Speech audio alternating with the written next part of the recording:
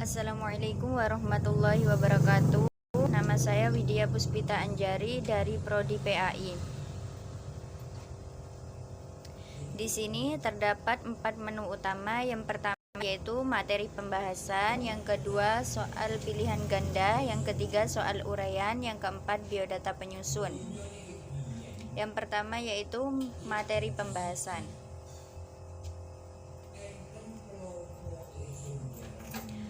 Materi pembahasan di sini terdiri dari peradilan dalam Islam.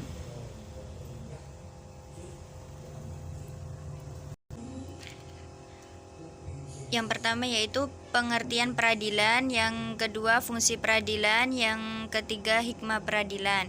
Yang pertama di sini saya akan membahas tentang pengertian peradilan. Pengertian peradilan dalam pembahasan fikih diistilahkan dengan qada. Istilah tersebut diambil dari kata yang memiliki arti memutuskan, menyempurnakan, menetapkan.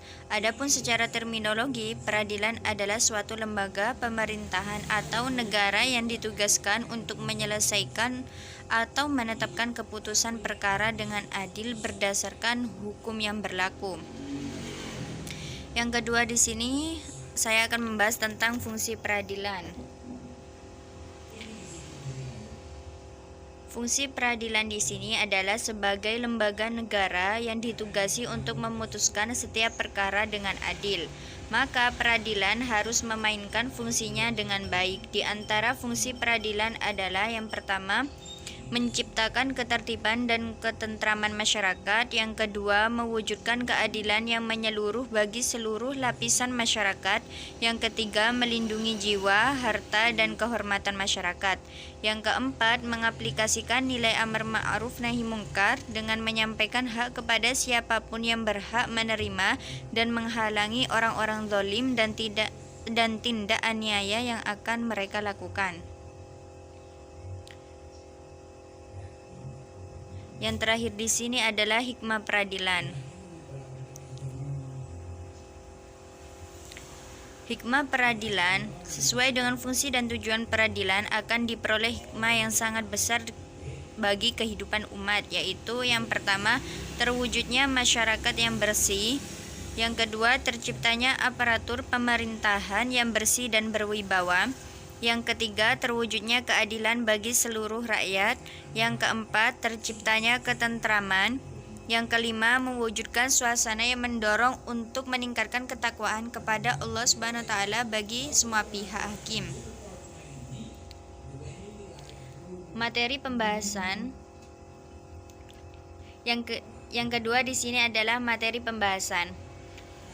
Terdiri dari 4 materi pembahasan. Yang pertama, pengertian hakim, syarat-syarat hakim, macam-macam hakim dan konsekuensinya, dan yang terakhir tata cara menentukan hukuman. Yang pertama di sini saya akan membahas tentang pengertian hakim. Pengertian hakim. Hakim adalah orang yang diangkat pemerintah untuk menyelesaikan persengketaan dan memutuskan hukum suatu perkara yang adil. Dan yang kedua yaitu syarat-syarat hakim. Syarat-syarat hakim, karena mulianya tugas seorang hakim dan bertanggung jawab yang dipikulkan di atas pundaknya demi terwujudkan keadilan, maka seorang hakim harus memenuhi beberapa kriteria berikut. Yang pertama, Islam. Yang kedua, akil balik. Yang ketiga, sehat jasmani rohani. Yang keempat, merdeka. Yang kelima, adil dengan prinsip-prinsip keadilan dan kebenaran.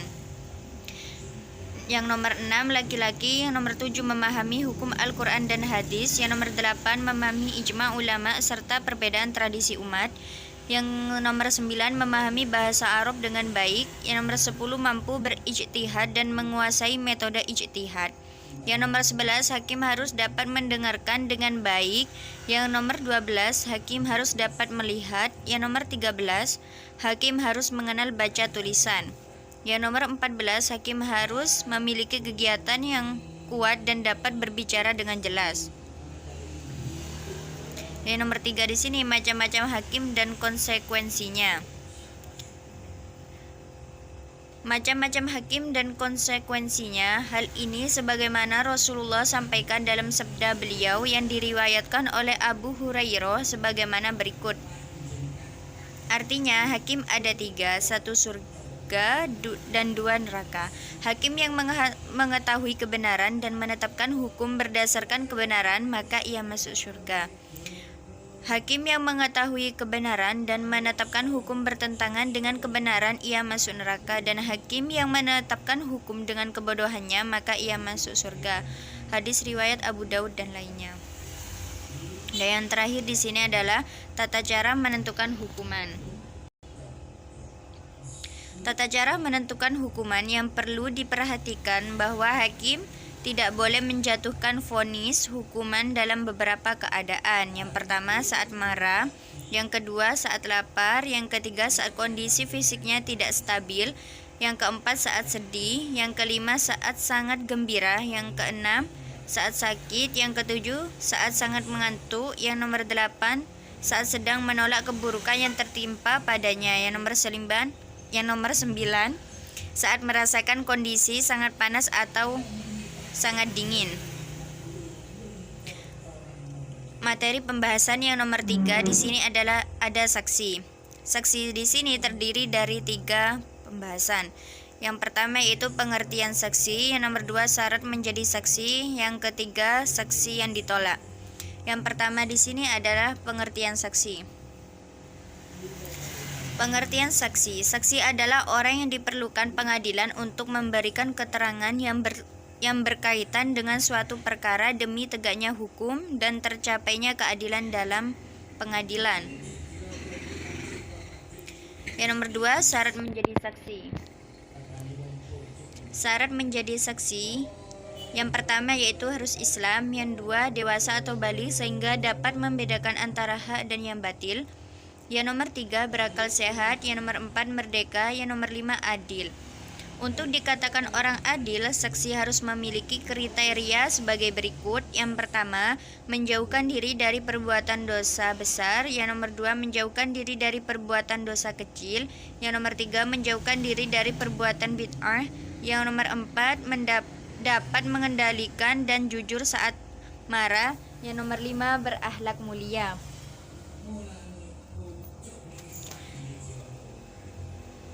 Materi pembahasan yang nomor 4 di sini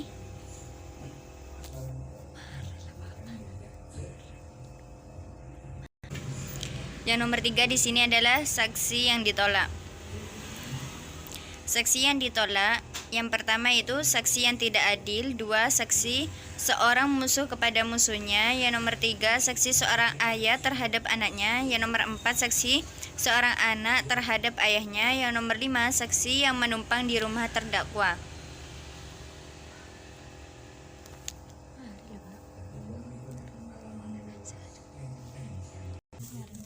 Di menu utama saya sudah memaparkan materi dan untuk menu utama selanjutnya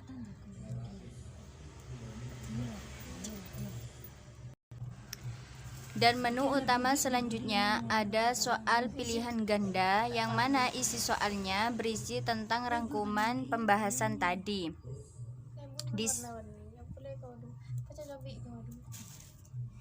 Di sini ada 5 soal pilihan ganda. Yang pertama yaitu terciptanya ketentraman, kedamaian, dan keamanan dalam masyarakat termasuk dari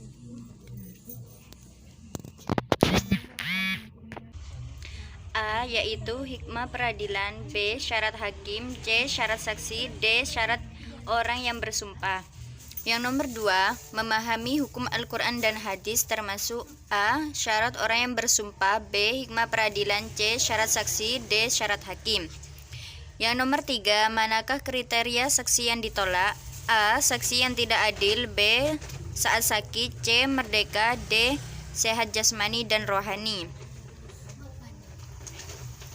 Yang nomor 4, konsekuensinya yang harus dilakukan oleh seseorang yaitu A. Memerdekakan hamba sahaja, B. Mukallaf, C. Menjauhkan diri dari perbuatan dosa besar, D. Berakhlak mulia. Yang nomor 5, syarat menjadi saksi. A. Islam. B. Mampu berijtihad. C. Memahami hukum dalam Al-Quran. D. Memahami bahasa Arab dengan baik.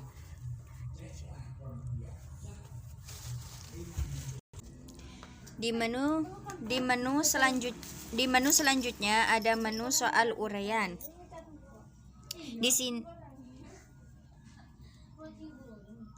Di sini soal uraian ada 5. Yang pertama, sebutkan fungsi-fungsi peradilan. Yang nomor 2, jelaskan apa yang dimaksud hakim. Yang nomor 3, jelaskan apa yang dimaksud saksi. Yang nomor 4, sebutkan syarat-syarat menjadi saksi. Yang nomor 5, sebutkan hal-hal yang tidak diperbolehkan bagi hakim untuk menjatuhkan hukuman. Di sini, di sebelah kanan soal ada gambar peradilan dalam Islam. Di sini juga ada video tentang peradilan dalam Islam. Maaf, videonya saya letakkan di belakang setelah biografi penyusun.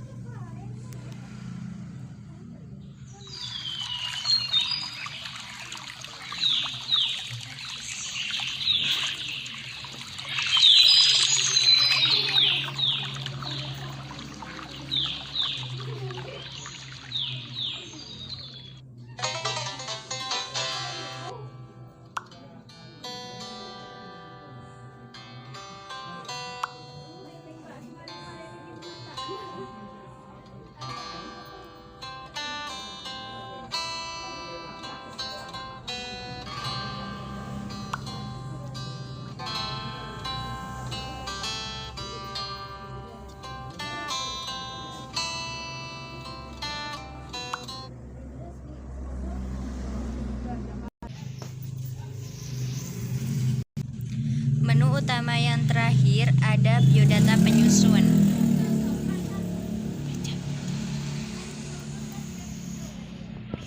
Biografi penyusun. Nama Widya Puspita Anjari, Lumajang, 9 April 2002. Dia anak pertama dari 2 bersaudara. Widya adalah panggilan akrabnya. Ia terlahir dari keluarga yang sederhana. Ayahnya seorang petani, sedangkan ibunya bekerja sebagai petani juga. Sejak kecil, ia selalu dinasihati kedua orang tuanya agar selalu jadi anak yang baik, rajin sholat, dan selalu jujur terhadap semua orang. Mohon maaf jika di pembahasan tadi ada salah kata. Terima kasih. Assalamualaikum warahmatullahi wabarakatuh.